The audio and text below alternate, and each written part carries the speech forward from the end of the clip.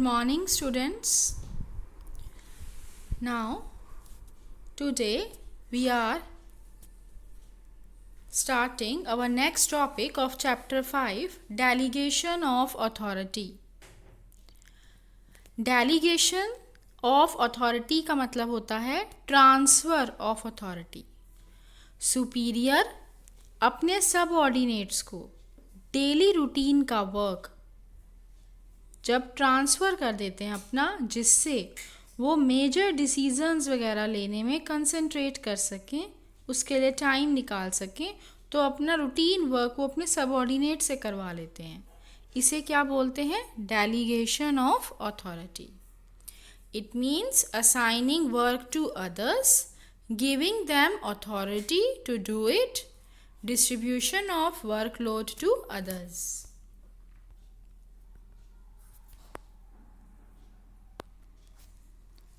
Delegation of authority can be defined as a process of entrusting responsibility and authority to the subordinates and creating accountability on those employees who are entrusted responsibility. Students, delegation of authority में 3 main elements होते हैं. Elements का मतलब होता है parts, मतलब जिनको मिलके बनी है डेलीगेशन ऑफ अथॉरिटी. वो 3 चीज़ों को मिलके बनी है. There are 3 elements of delegation of authority. Number 1 authority, number 2 responsibility and number 3 accountability. तो जो एक सुपीरियर है वो अपने सबऑर्डिनेट को अथॉरिटी रिस्पॉन्सिबिलिटी ट्रांसफ़र करता है, तो उस एम्प्लॉय उस सबऑर्डिनेट की अकाउंटेबिलिटी हो जाती है कि वो उस रिस्पॉन्सिबिलिटी को पूरा करे. मीन्स जो उसे काम दिया गया है, जो ड्यूटी असाइन की गई है, उसकी रिस्पॉन्सिबिलिटी बन जाती है कि वो उसको पूरा करे. अब जो मैनेजर है, सुपीरियर है, वो अथॉरिटी भी दे रहा है, पावर भी दे रहा है ना. और सबऑर्डिनेट का क्या हो गई? रिस्पॉन्सिबिलिटी, मतलब ड्यूटी भी हो गई कि जो उसको काम दिया गया वो पूरा करके दे. और अकाउंटेबल भी कौन हो गया? सबऑर्डिनेट. सबऑर्डिनेट से पूछा जाएगा काम पूरा हुआ नहीं हुआ, टाइम पे क्यों नहीं हुआ, या गलती क्यों हुई, तो किससे पूछा जाएगा? सबऑर्डिनेट से. तो जब डेलीगेशन ऑफ अथॉरिटी होती है, मींस ट्रांसफ़र करते हैं हम अथॉरिटी, तो उसमें रिस्पॉन्सिबिलिटी भी हो जाती है सबऑर्डिनेट्स की, वो काम पूरा करे टाइम पर अच्छे से, और अकाउंटेबल मतलब आंसरेबल भी वही होता है. तो there are 3 elements of delegation: authority, responsibility and accountability. इन तीनों को आपको समझ में आ गया. Authority means power, responsibility means duty, accountability means answerability. तो अथॉरिटी मीन्स आपके पास राइट है कि आप कमांड दे सकें, है ना. Authority means power to take decision. आप उसको पावर ट्रांसफ़र कर रहे हैं कि वो उस काम को करने में जो भी उसे डिसीजन लेना है वो खुद ले सकता है, उसे पूछने की ज़रूरत नहीं है बार बार. It is a right to initiate command and issue orders. आप उस काम को पूरा कराने के लिए कमांड भी दे सकते हैं, ऑर्डर्स भी इशू कर सकते हैं, क्योंकि आपको पावर दी गई है. To carry on the responsibilities every employee needs to have some authority. आपको पहले भी बताया था प्रिंसिपल्स में, मैनेजमेंट के सेकेंड प्रिंसिपल, अथॉरिटी और responsibility both must go hand in hands. मतलब अगर आप एम्प्लॉयज़ को रिस्पॉन्सिबिलिटी दे रहे हैं, ड्यूटी असाइन कर रहे हैं, तो आपको अथॉरिटी पावर भी देनी चाहिए. तो अथॉरिटी को हम ट्रांसफ़र कर सकते हैं. It can be delegated. So when managers passing some of their responsibilities to the subordinates, they should also pass some of the authorities too. और अथॉरिटी हमेशा किस डायरेक्शन में फ्लो होती है? From top to bottom. हमेशा superior जो होगा वो ही अपने सबऑर्डिनेट को अथॉरिटी ट्रांसफ़र करेगा. रिस्पॉन्सिबिलिटी का मतलब क्या होता है? Duty, obligation to perform the duties assigned. Means जो भी आपको काम दिया गया है, अब आप उससे बंध गए हैं कि आपको उसको पूरा करके देना है. तो responsibility is the obligation, duty of a subordinate to properly perform the assigned duty. It arises from superior-subordinate relationship because subordinate is bound to perform the duty assigned by him by his superior. Thus, responsibility flows upwards. अब देखो, अगर difference पूछा जाए authority में और responsibility में, तो क्या डिफरेंस है? डायरेक्शन, किस डायरेक्शन में फ्लो हो रही है अथॉरिटी? अथॉरिटी फ्लो हुई थी टॉप टू बॉटम। रिस्पॉन्सिबिलिटी कैसे फ्लो हो रही है? अपवर्ड्स। इट मीन्स रिस्पॉन्सिबिलिटी किसकी है? सबऑर्डिनेट की। किसके प्रति? सुपीरियर के प्रति। तो यहाँ दोनों ऑपोजिट डायरेक्शन में हैं। There must be parity with authority and responsibility. If authority granted is more than responsibility, it may lead to misuse of authority. ये हम पढ़ चुके हैं प्रिंसिपल्स ऑफ मैनेजमेंट में कि दोनों को में बहुत ही अच्छा बैलेंस होना चाहिए। अगर हम अथॉरिटी दे देते हैं बट वो रिस्पॉन्सिबिलिटी अपनी नहीं समझता, तो अथॉरिटी की मिसयूज करेगा। And if responsibility assigned is more than authority, it may make a person ineffective. और अगर मान लीजिए वो रिस्पॉन्सिबिलिटी अपनी समझ रहा है बट आप उसे अथॉरिटी नहीं दे रहे हैं, तो भी क्या होगा? आपका वर्क टाइम पे पूरा नहीं हो पाएगा। तो that is responsibility. Now third element is accountability. Accountability means answerability for the final outcome of the assigned task. जो आपने ड्यूटी दी थी उसका क्या रिजल्ट रहा, काम टाइम पे पूरा हुआ, काम सही से पूरा हुआ या नहीं, इसका आंसर आपको देना है। तो answerability for the final outcome of the assigned task is known as accountability. Means outcome मतलब होता है फाइनल रिजल्ट। तो once authority has been delegated and responsibility accepted, one can not deny accountability. एक बार आपको अथॉरिटी ट्रांसफ़र कर दी गई, responsibility आपने एक्सेप्ट कर ली, अब आप कहो कि भाई मुझे नहीं पता, तो ऐसा नहीं चलेगा। आपको आंसर देना पड़ेगा, काम पूरा क्यों नहीं हुआ, टाइम पे क्यों नहीं हुआ या गलत क्यों हुआ। Accountability flows upwards. तो यहाँ पर रिस्पॉन्सिबिलिटी भी अपवर्ड डायरेक्शन में फ्लो हो रही थी और अकाउंटेबिलिटी भी अपवर्ड डायरेक्शन में फ्लो हो रही है। सबऑर्डिनेट अकाउंटेबल है अपने सुपीरियर के प्रति। It is generally enforced through regular feedback on the extent of work accomplished. The subordinate will be expected to explain the consequences of his actions or omissions. Accountability cannot be delegated.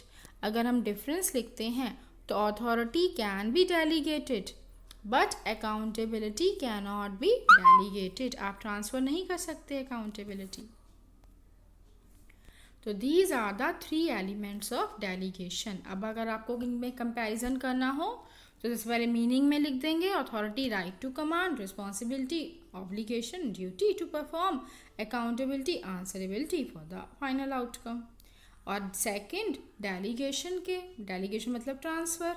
Authority can be delegated, responsibility and accountability दोनों हम delegate नहीं कर सकते, can not be delegated.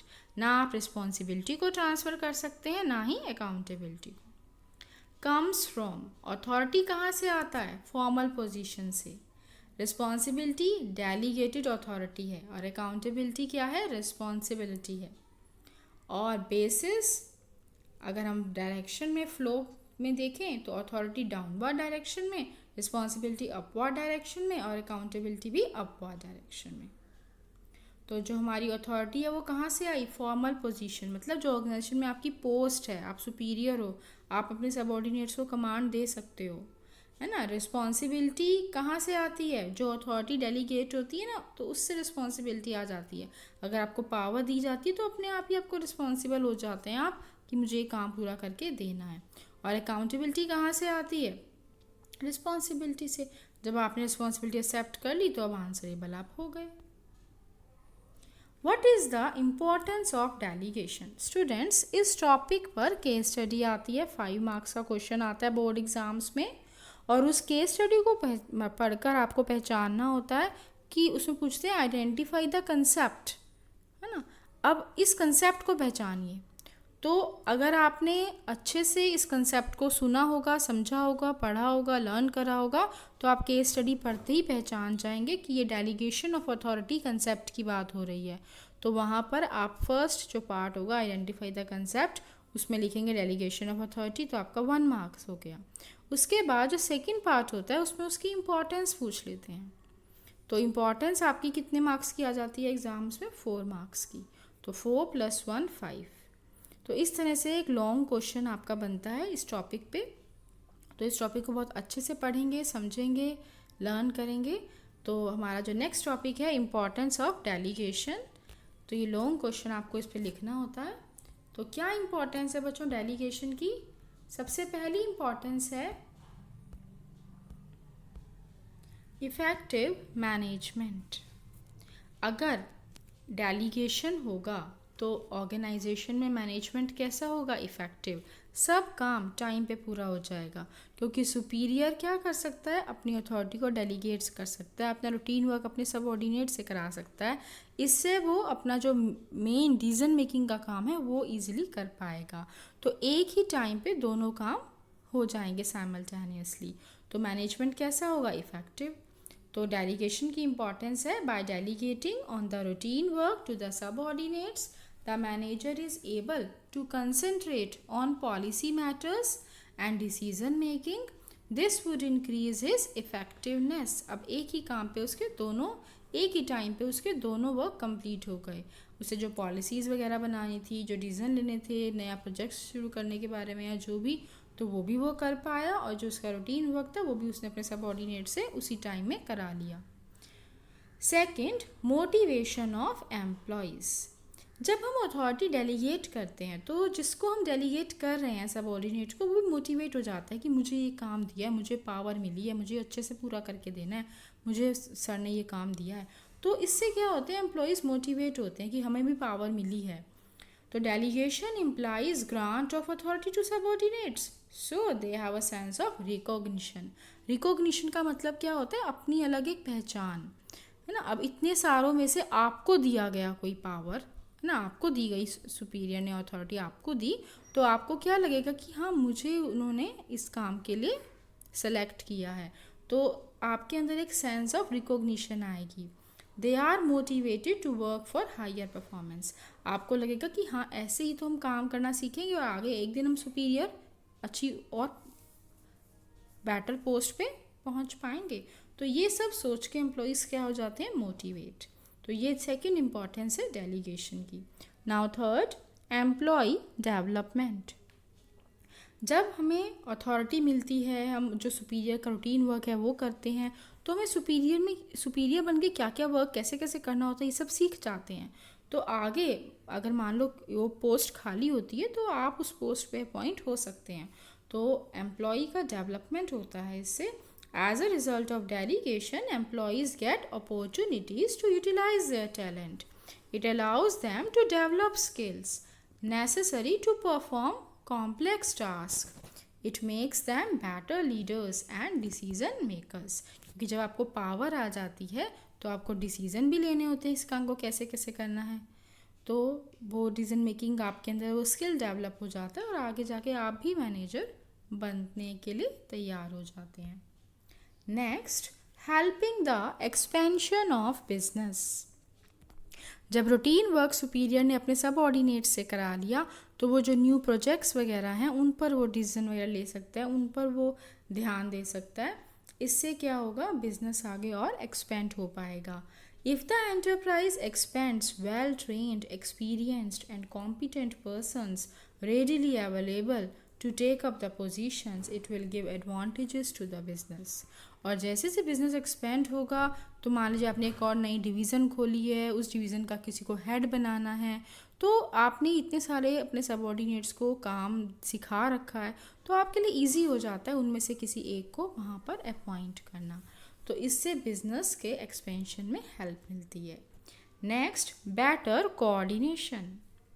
Delegation enables manager and subordinates to establish relationship with each other. It improves the atmosphere and maintains effective coordination at all levels of management. हमने first chapter में पढ़ा था coordination के बारे में। Means synchronise करना, मतलब एक सीक्वेंस में अरेंज करना। एक ऑर्गेनाइजेशन में डिफरेंट एक्टिविटीज़ हो रही हैं, उन सबको कौन एक सीक्वेंस में अरेंज करता है? कोऑर्डिनेशन। तो यहाँ पर डेलीगेशन होगा तो कोऑर्डिनेशन भी बेटर होगा, मतलब मैनेजर और सबऑर्डिनेट्स में अच्छी रिलेशनशिप हो डेवलप होगी, अच्छा एटमॉस्फेयर होगा, वर्किंग एटमॉस्फेयर। तो सब में आपस में कोऑर्डिनेशन भी अच्छा होगा। मींस कोई भी कॉन्फ्लिक्ट्स, डिस्प्यूट्स आपस में नहीं होंगे। किसी भी लेवल पर। लेवल्स हमने पढ़े थे फर्स्ट चैप्टर में, top level, middle level and lower level managers. Now last heading, reduces the workload of managers। Delegation of authority, ये जो कंसेप्ट है ये क्या करता है, मैनेजर्स के वर्कलोड को, बर्डन को रिड्यूस करता है। With the process of delegation managers can pass all their routine work to the subordinates and concentrate on important work. Without delegation managers will be overburdened with the work. अगर आपको routine work भी सारा खुद ही करना है और जो आपको इम्पॉर्टेंट वर्क है, जो डिसीजन लेना है, पॉलिसीज़ बनानी है, तो जो आपके अलावा कोई और नहीं कर सकता वो भी आप सोच रहे हो हम खुद ही कर लें, तो आप ओवरबर्डन्ड हो जाओगे। तो डेलीगेशन ऑफ अथॉरिटी एक ऐसा कंसेप्ट है जो मैनेजर्स को कहता है कि आप अपना रूटीन वर्क शेयर कर सकते हैं अपने सबऑर्डिनेट्स के साथ, और जो इम्पॉर्टेंट वर्क है पॉलिसी बनाने का, डिसीज़न लेने का, जो आपके सिवा वो सबऑर्डिनेट कोई नहीं कर सकता, आपको खुद ही को करना है, तो आप उस पर टाइम दे सकते हैं। इससे बिजनेस का, ऑर्गेनाइजेशन का भी बेनिफिट होगा और आप भी ओवरबर्डन्ड नहीं होंगे। तो ये आपका टॉपिक कंप्लीट हो गया, डेलीगेशन ऑफ अथॉरिटी।